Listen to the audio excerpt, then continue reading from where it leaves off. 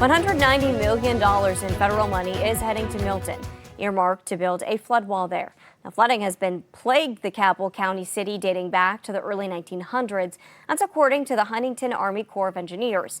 And that has left behind millions of dollars in damage. And while city leaders welcome the project, Eyewitness News reporter Gail McClanahan tells us some are skeptical. The city of Milton has a history of dealing with flooding, but relief from the rising waters may soon be in sight. The city is getting $190 million in federal funds to build a flood wall. When you first got the news, what was your reaction? It was finally going to happen.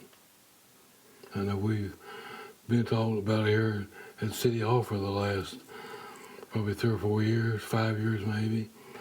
The work is a U.S. Army Corps of Engineers project.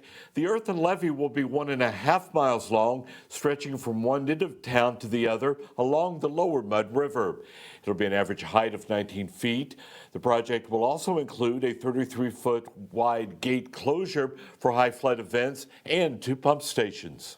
If we're still here when that wall goes up, we're going to wind up losing everything we have. Karen Cremines lives in a section of Milton that floods on a regular basis. She and her neighbors worry that a levee will make flooding worse where they live. And all the water that goes into Milton along Route 60, that water has to go somewhere. You put a wall up, it's only just common sense that will tell you it's got to go somewhere, and it will. We're afraid it's going to back up more than what they're telling us. When finished, the levee will provide protection to more than 600 structures in the city of Milton.